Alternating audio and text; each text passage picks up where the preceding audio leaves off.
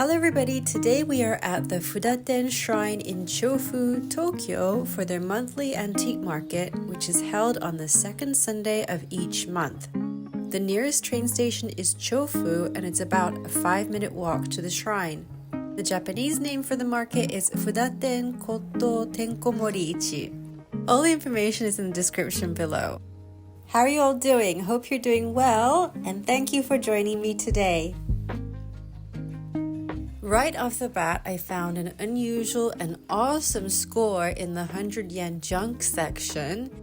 This is a glass plate negative from the Taisho period, so that's 1912 to 1926, and it came with the accompanying photo. All the other ones were stuck together, so I was super lucky to pick up this one.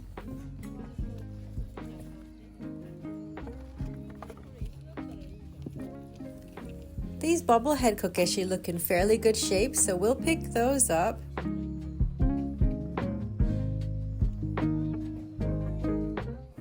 Perhaps I should have taken this one home for only 100 yen, but I usually look for pairs and I couldn't find her mate. Beautiful hangi. That's the wood block for printing.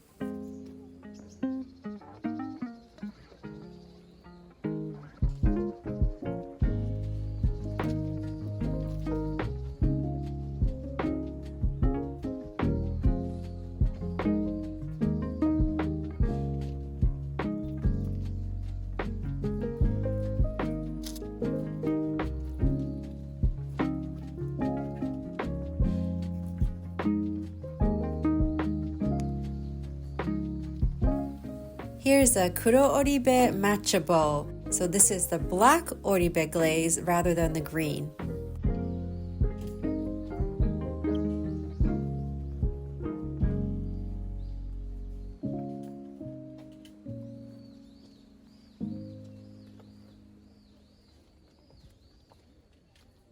There's some more lucky gods there. I think these are wooden. Yeah, there's no price, but it's probably the same as the bronze one. That's a nice box. A Kijiyama type kokeshi. And that could be uranium glass on the right, but I have gone directly for the wooden confectionery mold. Kashi kigata. Kashi means sweets and kigata means wooden mold. Those of you who have been antiquing with me before on here will definitely recognize them because we see them often. I love them as decor. I would usually put a bit of music on here, but I'm actually liking the bird song in the background, so thought you might too, so I'll leave it like this for a bit. Here are some soba choco, these cups here for dipping broth for soba noodles. It says Edo Chuki, so that's mid-Edo era.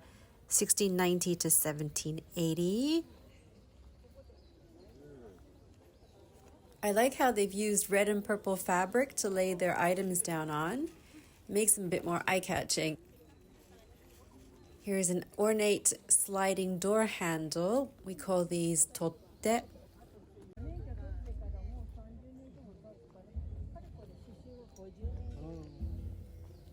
Even if it's a smallish collection, this vendor has a good range of different types of ceramics. Let's go into this little booth here. It's a huge hariko tiger. Hariko is papier-mâché. And some ejiko type kokeshi in the back. And look at these. These are temari balls. And they are also hina dolls, which we display for Girls' Day. That's celebrated on March the 3rd. It's one of the 5 seasonal celebrations we have here in Japan. And these little guys are also papier-mâché roly-poly dolls. They're from Aizu in Fukushima Prefecture, and they're called okiagari koboshi. They're weighted at the bottom, so if you push them over, they will come back upright, so it symbolizes resilience. These here are called kubi ningyo, which are clay doll heads on sticks. In this case, it's the 7 lucky gods. These are also hariko, the papier-mâché, but specifically Takamatsu hariko from Kagawa Prefecture. That's on the island of Shikoku. And they're called yomeiri ningyo. When a couple would marry, box sets were given as auspicious gifts to the groom's neighbors.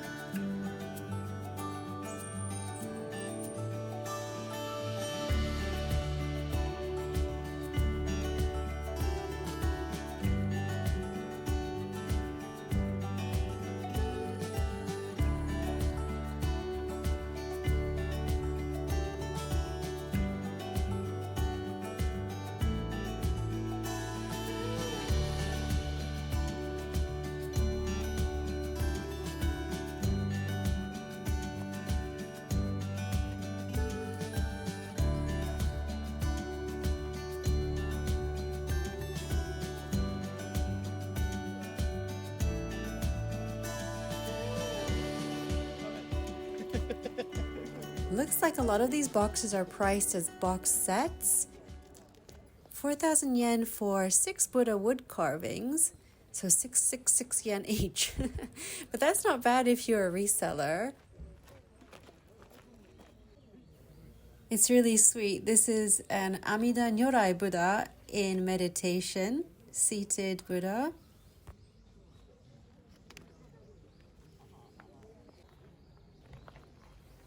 Let's have a look at the dishes down here. This says it's a sometsuke dish from the Taisho period, 100 yen, so that's 70 cents in US currency currently.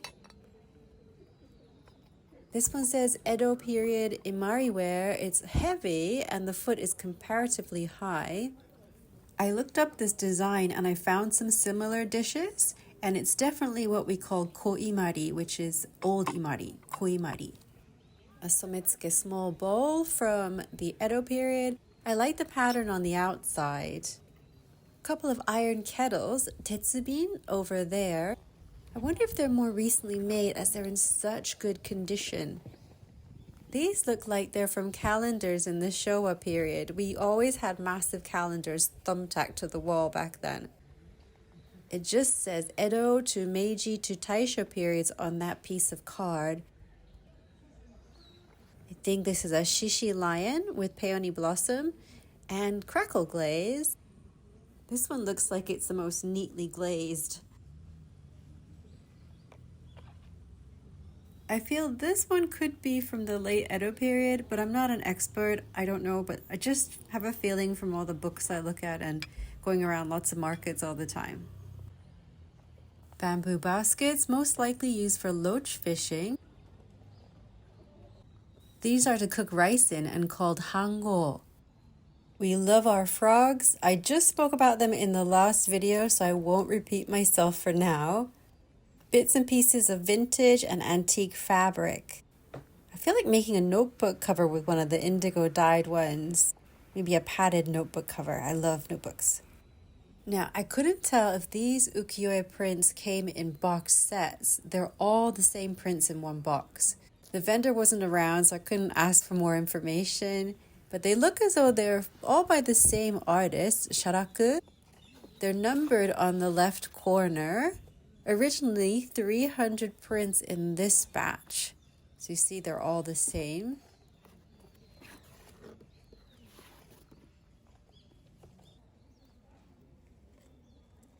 This image is really well known. The original publisher's mark is on the right-hand side that looks like a mountain, and he would have been Tsutaya Juzaburo. Some Showa period aluminium bento boxes with chrysanthemum design.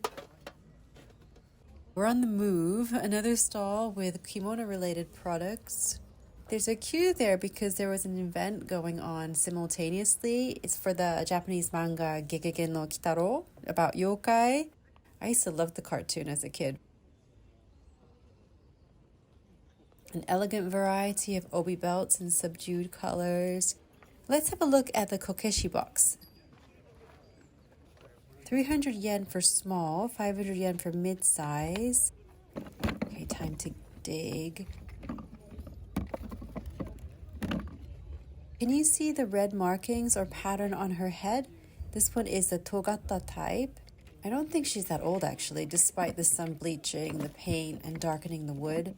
Oh, I like the floral pattern on this Naruko type. The massive ones are 1,500 yen. And this is a Sakunami type kokeshi. I really like her, but she's got some spotting on her head. And let's put the giant back. These vendors are a lovely couple that also sell at Yamato Antique Market and once a month at Oi Racetrack. She's in charge of accessories and he's in charge of everything else. I usually buy vintage clip-on earrings from her and resell those on Mercari Japan. This is another meditating Amida Nyorai Buddha. This is her husband's territory, but he was taking a nap, so she gave it to me for 2,000 yen. So many variants of these wooden molds. I didn't know what this was, so checked on Google Image, and I think it's something called an illuminated magnifier. The baskets hanging up are made by a technique called ikambari. Layers of washi paper are applied to a wood or bamboo frame, and then they're coated with kakishibu, which is a persimmon tannin. It's liquid sourced from unripened persimmon, and that is what waterproofs it.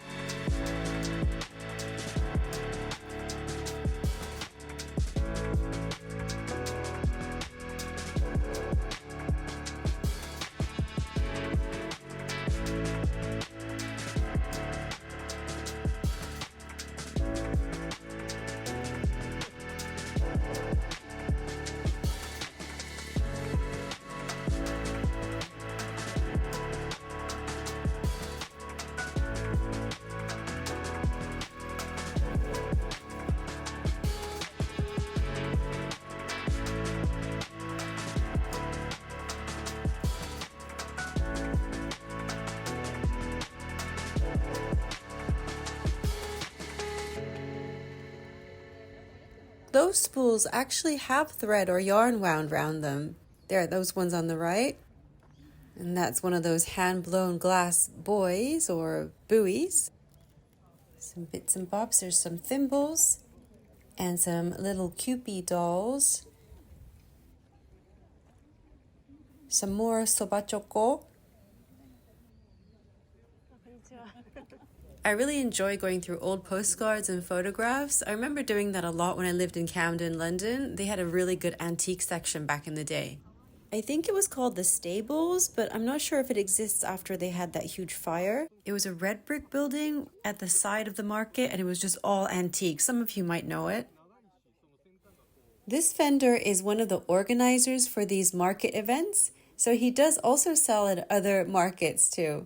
He's very kind and helpful. Some perfect condition namasuzara dishes that are definitely from the Edo period. The detail around the edges where my thumb is a fine arabesque pattern called Mijin Karakusamon.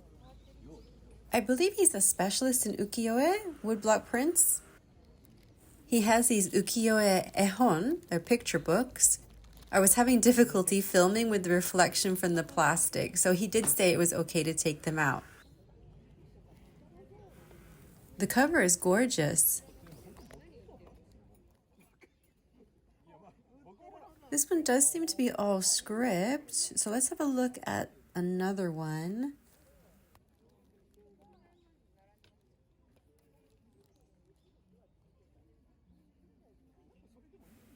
There's some more pictures in this one. It's like an old manga, isn't it? Like an old comic. They're so artful. It's super cool. That's the price for 2 books, both by the artist Kunisada from the Utagawa school. What's going on here? I like this one from another pupil of the Utagawa school, Utagawa Yoshifusa. Beautiful kutaniware sake cup. It's also hand-painted on the outside with cobalt blue glaze, gosu glaze. I'm thinking these are some kind of drafts for textiles.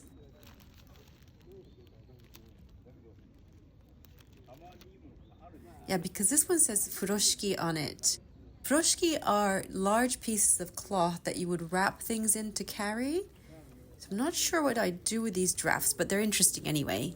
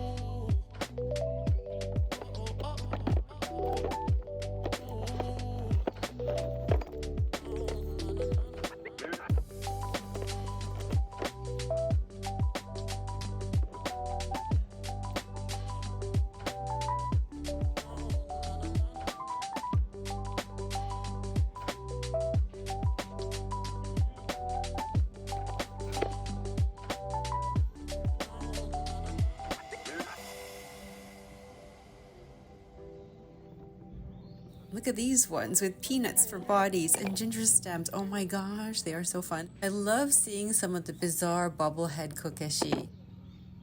I'm taking them home. These ones are still in their box. Let's get her out. And she looks good.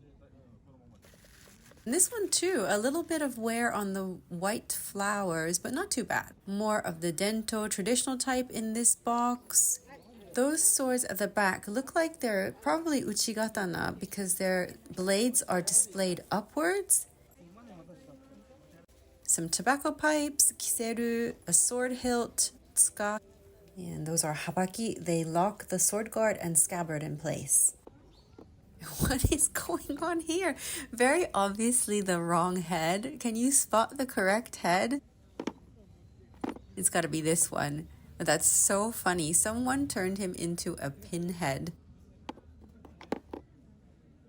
And on that note, moving into a very short haul today. So after the haul, there's some footage from Fudaten Shrine's festival, which was held in late September. So I hope you enjoy that. Here's the wood carving of Buddha in meditation. This Buddha is called Amida Nyorai in Japanese and is the principal Buddha of Pure Land Buddhism. Pretty much like any other religions, there are different denominations or schools of Buddhism. I was really drawn to the sides of this piece of wood, how they looked very natural.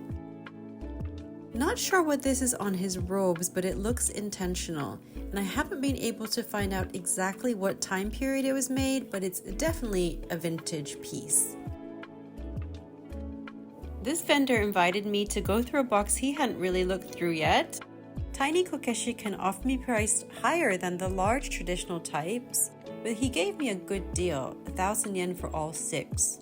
I collect the brush heads, so I'm happy even if it's missing one eyebrow.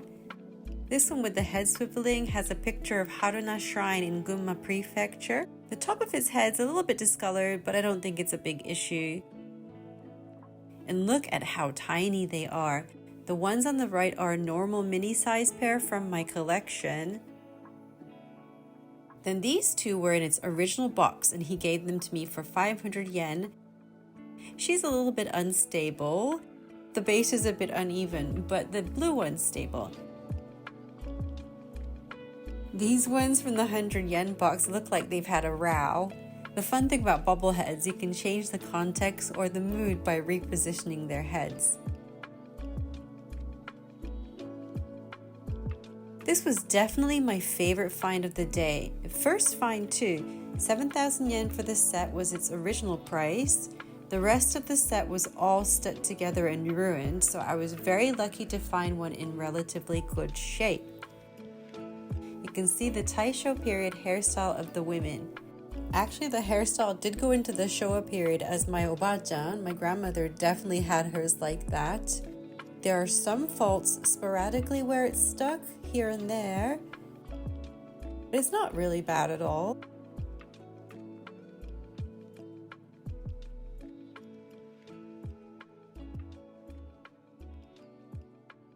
Had an idea of how to display the glass plate, maybe with a frame like this. This one's just an IKEA one, so take the frame's glass panels out and slide in the plate. Then just use one of the glass panels as support and slide that in behind. I don't know, what do you think? I feel it needs light behind it. It looks a bit ghostly, I guess, but I personally think it looks really cool. Probably would have looked better if I'd taken that 7,000 yen label off. Now it's time for some Matsuri festival action. This was right by Chofu Station, the floats, and then the Mikoshi, which are the portable shrines. They can be a lot bigger than this one actually. A lot of shoulder bruising going on. There are all kinds of shrine events held at different times of the year. This particular one, held in late September for the autumn equinox, is Fudaten Shrine's most important annual ritual, and prayers are offered for the well-being of the imperial family, the prosperity of the parishioners, and also for bountiful harvests. Can you see the mikoshi being roughly shaken or being swung up and down? This is called tamafuri. This stimulates the spirit of the god housed inside and increases its power, which results hopefully in good harvests and good catches, and also removes disasters, misfortunes, and impurities from the area. So it's kind of a cleansing ritual. I was honored to take part in the Sanja Matsuri in Asakusa one year, and because I'm so short, I got away with doing air mikoshi. My shoulder did not touch, even on my tiptoes. Cheating, I know, but it's not on purpose. I'm only 5'2". So now we are at the shrine. They have food stalls, demise. Fudaten Jinja is one of the Tenman shrines. You might have heard of Kitano Tenmangu in Kyoto. Well, that's the main or original Tenman shrine, and there's around 12,000 of them across the country. It enshrines a person as a deity, which is unusual, Sugawara no Michizane, or Lord Suga, and he's best known for being the god of academia. He loved plum blossoms, which explains the design of the crests. These shrines also have oxen, as they are thought to be messengers for Lord Suga. They're about to have a biwa performance, the traditional lute, but I was in Chofu on this day to go to Jindaiji Temple, so I'm heading off that way, and we'll come back to record some of the wadaiko drum performance later. I'll end the video with that. Thank you for joining me today, and see you again super soon!